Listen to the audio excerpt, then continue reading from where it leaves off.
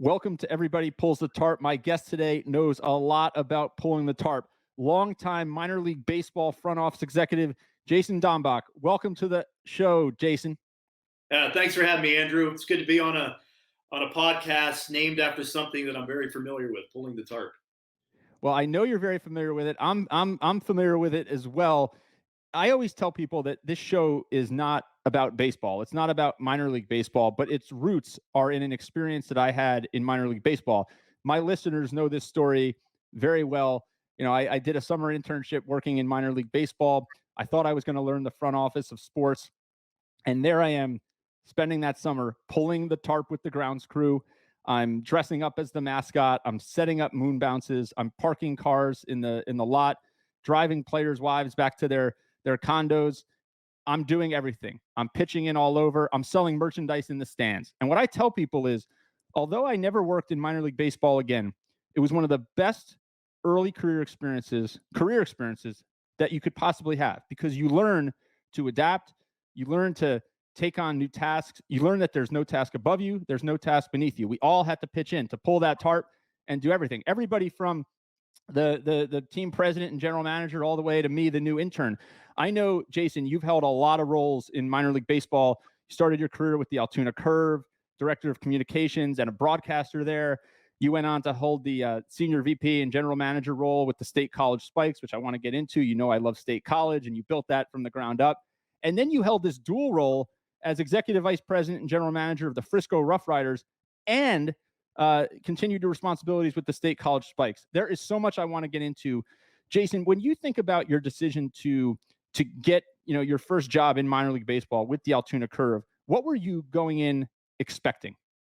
Well, I would say, like a lot of people, when I decided to get into the business, I can't say that I really knew what I was getting myself into, much like what you just explained there, Andrew.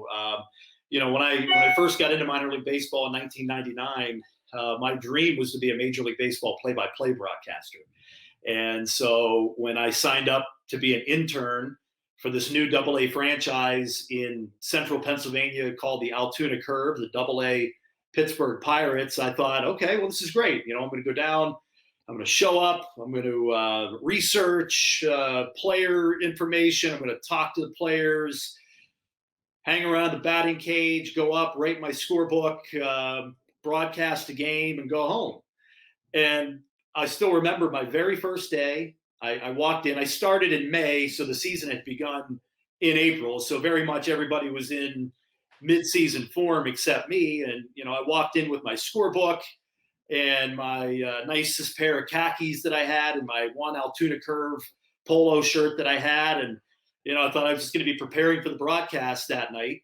And it was about 2:00 in the afternoon, and it started to rain, as it does quite often most places in the United States during baseball season. And so you go put the tarp on. And I heard a tarp call over the radio, and I thought, okay, well, this is just going to be like, what you see on TV, these 10 guys that, live, in the grounds crew pit, and they're ready and available at all times to put the tarp on. And, they take care of the field and pull it on and off. And all these people start changing into their shorts and T-shirts in the front office. And I didn't know what was going on. And, one of the folks said, hey, buddy, you're on the staff now. You got to come pull tarp. And I had no idea what I was doing, but it was the first of probably 1,000 tarp pulls that I did in my career. And what I found was, not only the analogy, I know what you're trying to do here and talk about things beyond the job description, but I think it's important when you look back on any position to be able to find these small moments that allow you to show other employees how much you care. What your attitude's about that. It's usually in those types of settings, and usually it's when you're just starting out, when it's sometimes the little things that impress people. And throughout my career, then it got into management, and I started to take notice. Well, who were the ones that were really excited about coming down and pulling the tarp? Sometimes we'd have to show up at 7:00 in the morning on day 7 of an 8-game homestand, 12 hours before the game to do it. Who were the first ones there? Who was excited about it? So it became sort of a litmus test for me moving on throughout my career, but certainly something I'm very fond of. Jason, I will never forget my first day. It was a sunny day. We did not pull the tarp on and off the field that day. We just, we're told to expect it. But my project on the first day with a couple of other interns was we had a new sponsor sponsoring the cup holders at all of the seats, about 6,000 seats in the ballpark. So we needed to go through and take the old sponsor label off all 6,000 cup holders and put a new label on to all 6,000 cup holders. So we learned pretty quickly that the job description was going to be pretty expansive in terms of the other duties as assigned.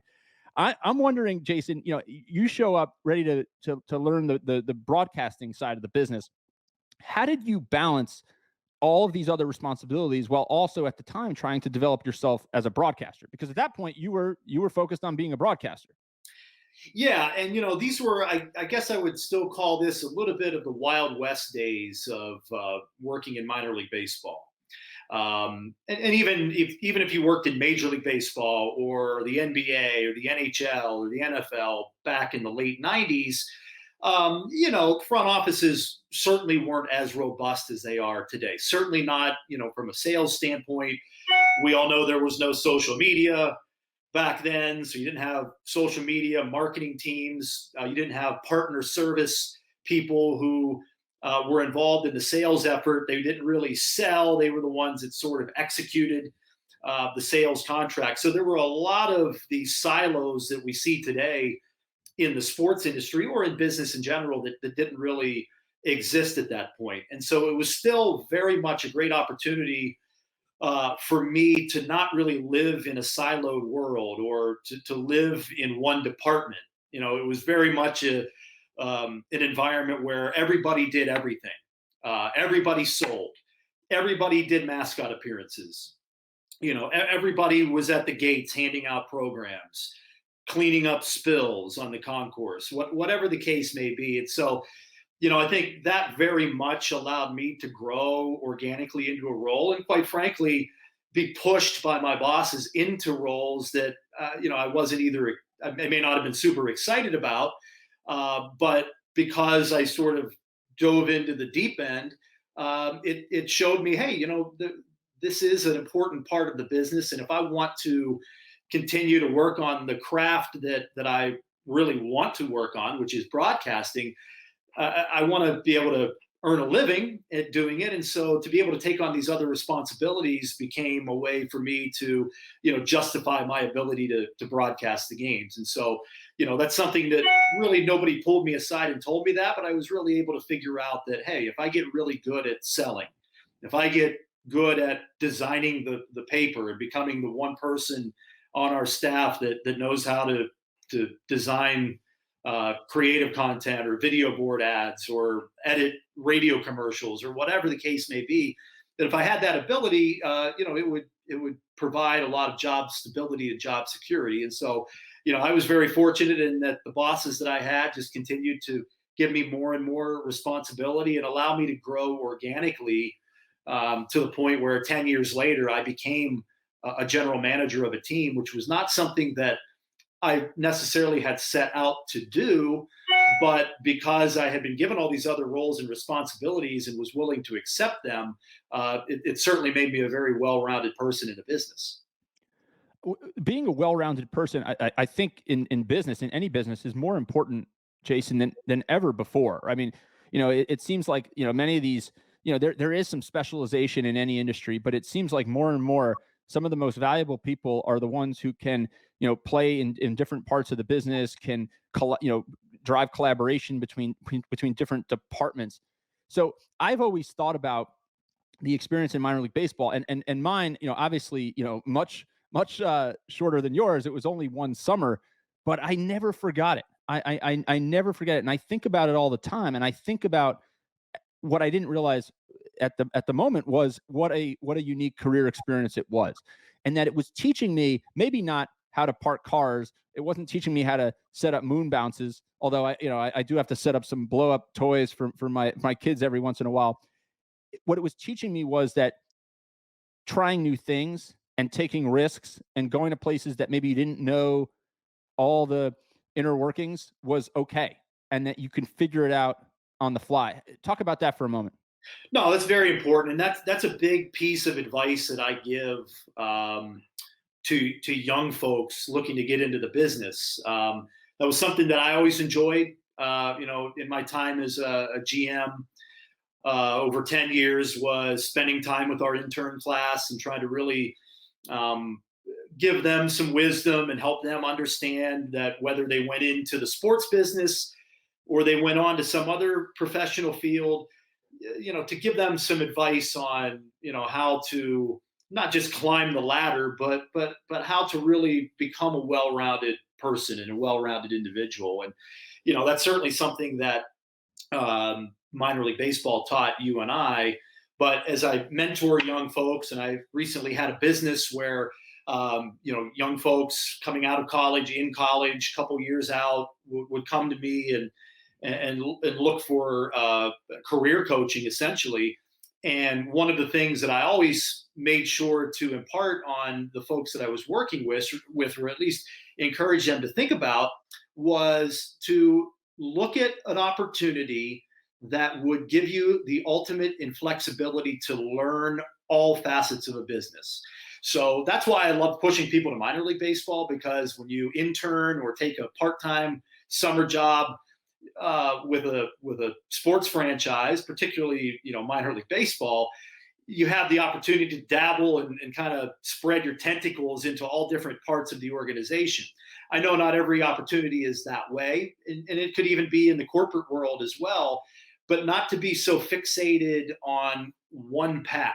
I think that's one mistake that a lot of people make when they try to get into the business is and it is important, I will admit it's important to have a goal and a focus, but much like my story, I really wanted to be a professional broadcaster, and that was my goal, and I got to do that. I got to hone that craft and broadcast and get to the point where I thought I was a major league broadcaster. But I also understood very early on that that may not end up happening, and so I need to diversify my skill set so that I can continue on in the business if that doesn't work out. And I think that's the number one.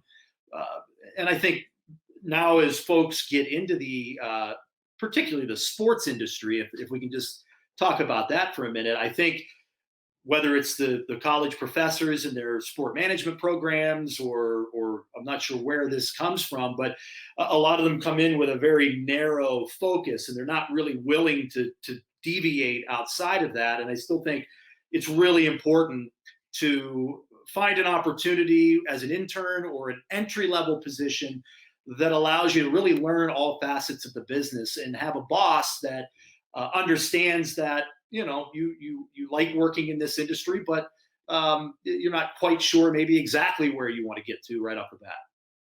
But I also think one of the important things that I didn't know at the time, but I understand now, is no matter what you do in life, whatever career path you take, there's always an element of client or customer service in almost every role.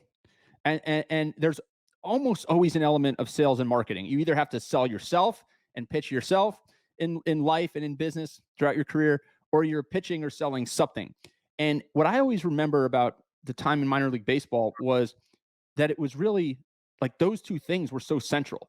The customer service and the customer experience were so critical, as was the sales and marketing. In many instances, you were essentially like a small family business in a local town, and you were putting a product on the field every night.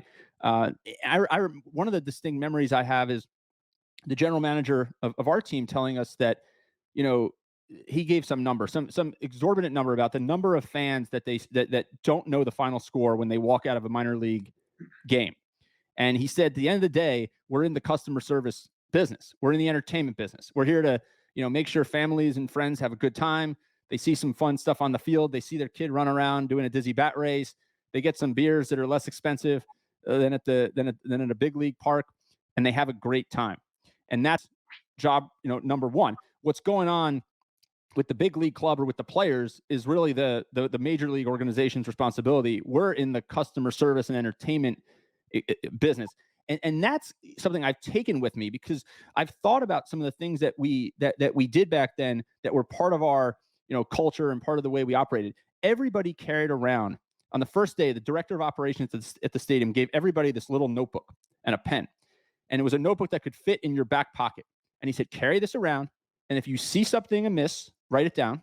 Well, fix it first off. But if you can't fix it right on the spot, write it down. And if you have an idea or you see something that we can do better in the future for the fans, write it down. So we were like a take notes, write down, take notes, write down type of culture. But I'll never forget that. And now that's the way I approach any business meeting, any conversation. I'm looking for anything I can do to make the client or the customer's experience better. What did you take from your minor league experience about both the customer service and the sales and marketing piece of it? I would say I took two things away. Both of them were really impressed upon me, impressed on me by my boss, a guy named Todd Parnell. He actually runs the AA team in Richmond, Virginia right now, the Flying Squirrels. And he had a couple of mantras that we always talked about, kind of expanding on what you just said. He would always say, we're not in the baseball business, we're in the memory making business. So he took it, even one step further, but all throughout the entire season, off season, it was very important that we all understood that we weren't in the baseball business. We were a sales and marketing company that just happened to sell this product to baseball. And you could say that about, a lot of folks. If you work for, a bank, you work in customer service or marketing. You're not in the banking business.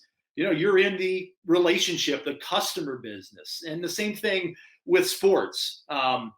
One of my biggest turnoffs probably is when you talk to a young person in the industry and they go on and on about how they work in the baseball business or the football business. Well, most people don't, unless you're in coaching or you're in a front office position where you're making player personnel type decisions. You work. Your job responsibility is sales and marketing, customer service, and memory making. And really putting the clients first. So that was the number one thing. The other mantra that he impressed upon me and everybody, and something that I then, when I became a general manager, it was something that was really important for me and became sort of a hallmark. And that was this concept of living it. And what living it meant was that, hey, look, we all know that, your work hours might be from 9 to 5, Monday through Friday, or, in the case of anybody that works in professional sports, in baseball, it could be, 8 a.m. to 12 p.m., 7 days a week. However long you were actually on the job at the ballpark or doing your job, that wasn't when your responsibility to promote and sell and market the team ended. The expectation was always that, hey, if you went to the grocery store on Saturday on an off day, that you'd wear your team logo. Or you would always carry pocket schedules or promotional materials in your front seat and make sure that the gas station or the supermarket or the flower shop had team promotional materials there. The expectation was if you were out at the bar on Friday night chatting it up, you were talking to people over beers about the experience of coming to a game. And so this concept of living it 24/7 is something that, look, I know there's a lot of movements out in the world right now, but I do think that if you want to be a good employee and you want to impress your bosses, being able to show them that you care about your job 24/7, it doesn't mean it has to overtake your family life. It doesn't have to, consume it to the point where, you have no life and no time for being able to get away and do the things you enjoy. But it's just that the concept of just never turning off your, promotional or marketing brain. And the little things that you can do to help your organization really are going to reflect well on you. Well, and I would imagine, Jason, I mean, you and the success that you've had as a leader of some great, professional baseball franchises, it speaks to your ability as a leader that you could engender that passion in others, right? That others could feel that passion in you, because I think living it, as you put it, is maybe not something that can be taught. You could say it's a mantra, but for it to actually happen and play out that way, people have to respect you as a leader. They have to be impassioned, about the product that you guys are putting into the community. I don't say putting on the field, because you're putting it into the community. It's not, it's not the players. When you think about living it, like you said there, I mean, what for you, like, how did you determine if someone was going to live it or not live it when you were hiring people? Well, it's a hard thing. It really is. But generally, the number one indicator of somebody that was going to be not necessarily just living it, but somebody that was going to be a really good cultural fit was somebody that during the interview process wasn't going on and on about themselves, but rather, how they felt they could make the team better, or what skills they would be able to bring to the table that would set them apart maybe from somebody else that we might be considering, and just frankly people that you could just tell that you could get along with. you know um, it's really hard in any corporate environment to be around people that are unhappy. We know that spreads very, very quickly, and it's hard. It's really, really hard. It takes a long, long time.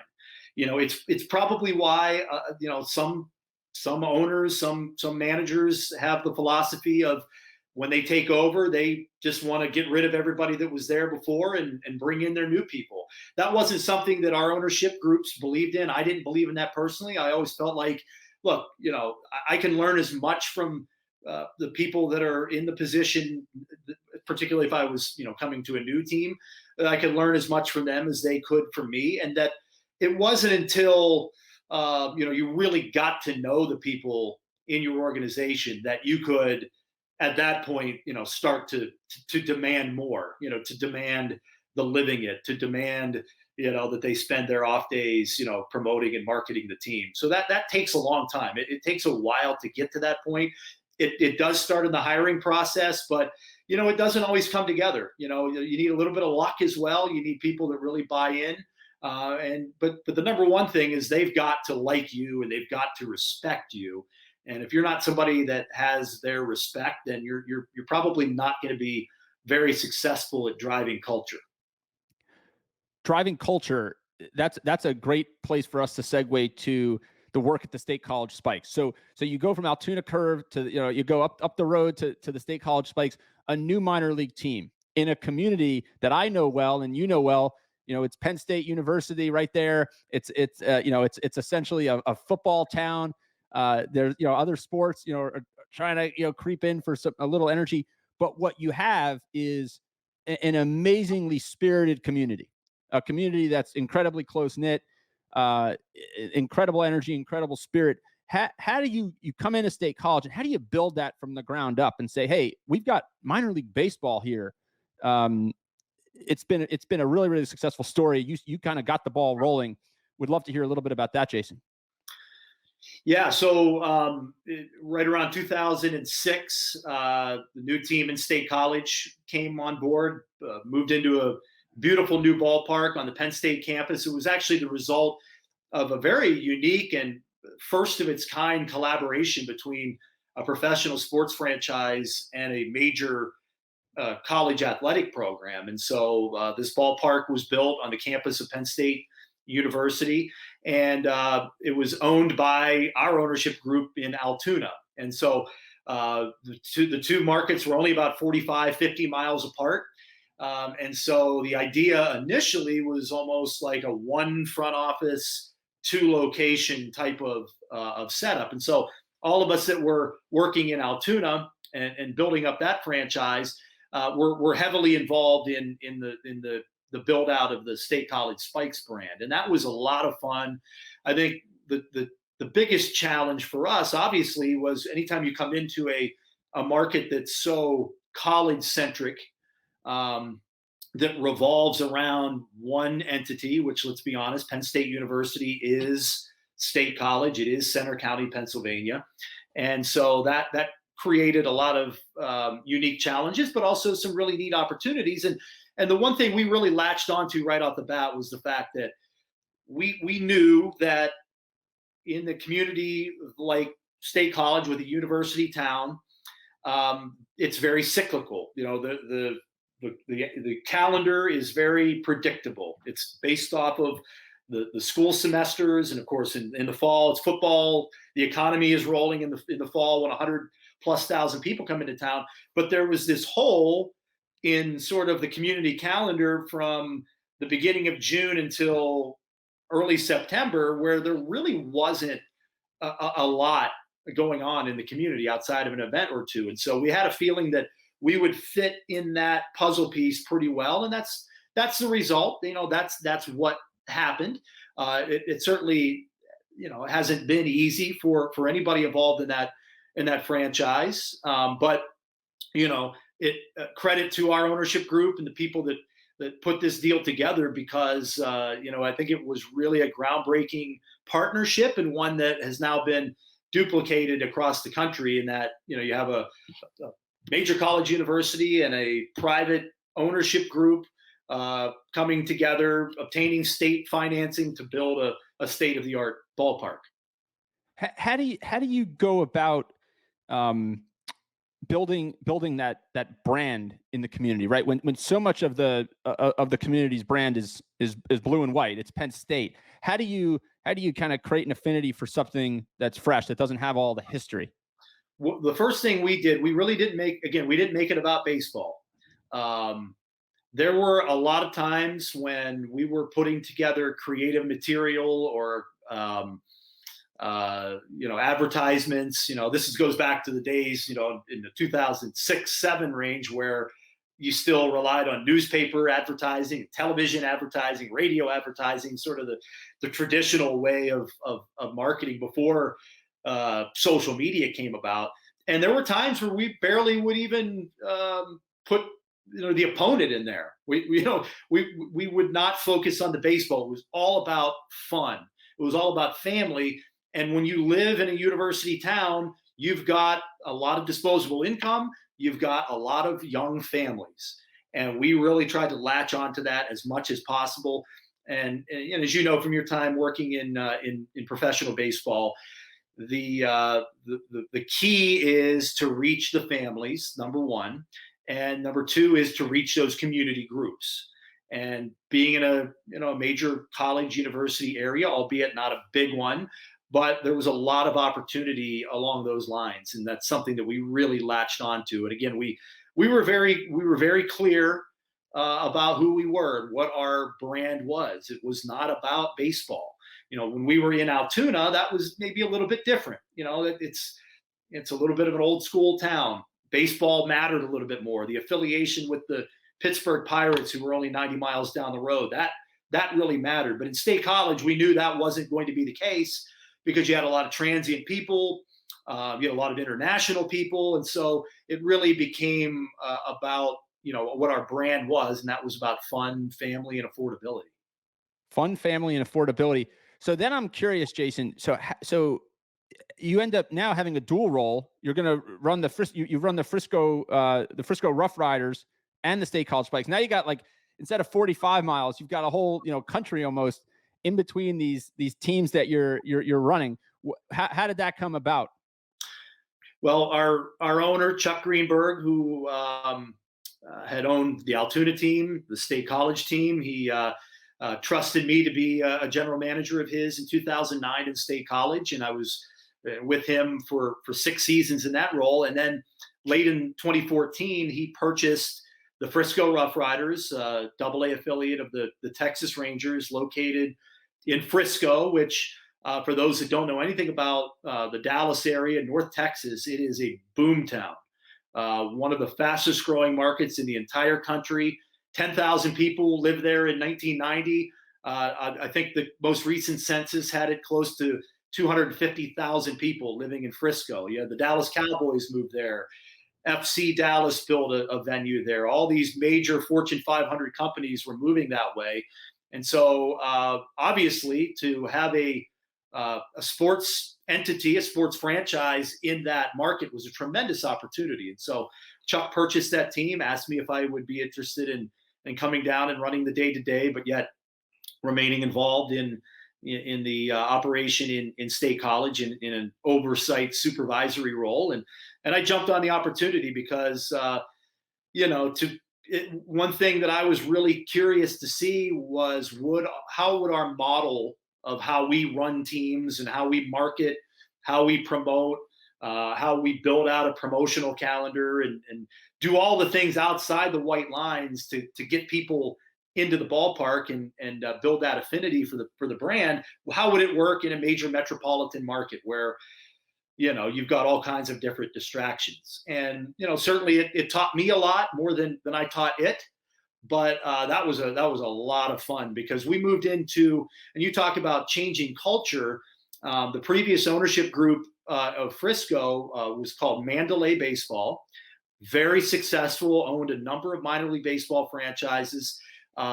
They were a fantastic sales organization. I mean, nobody sold like that organization, but they never really invested a lot in the community build out, in marketing, in promotions, in fun, really, making the ballpark an entertaining place to be.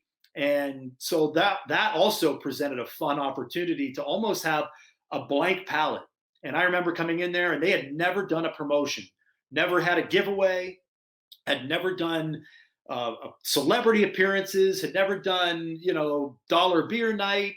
Really, they'd only ever done fireworks. And so I remember coming in January and sitting down with the marketing director, and I had a whiteboard in my office, and it was literally like pulling everything that I knew from 15 years in the business that had worked and throwing it on the whiteboard and putting it on our promotional schedule and seeing how it worked. And part of the fun of that was all the employees that had been there before that were working in non-sales roles that really always kind of felt like what they were doing, didn't always matter.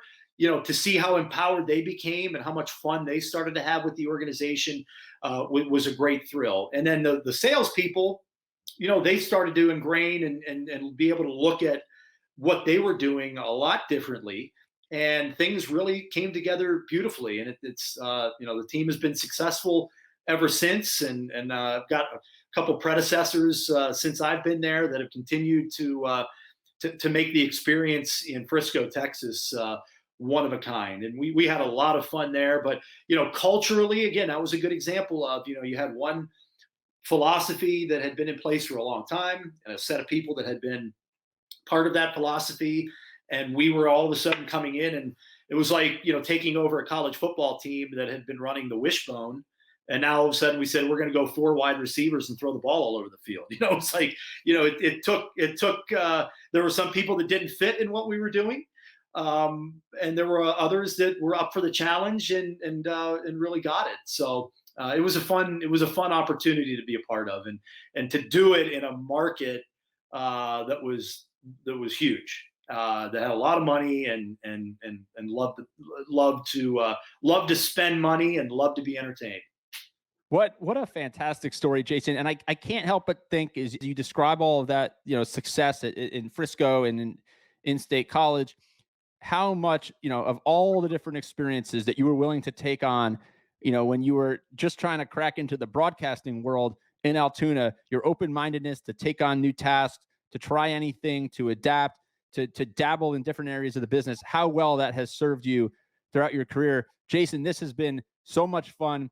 Keep pulling the tarp. I know once you've pulled the tarp, you're forever a tarp puller. Thank you so much for spending some time with me this week. Have a good rest of your week, my friend. All right. I appreciate you having me, Andrew. Thank you. It was a lot of fun. This was a lot of fun. Take care. Thank you.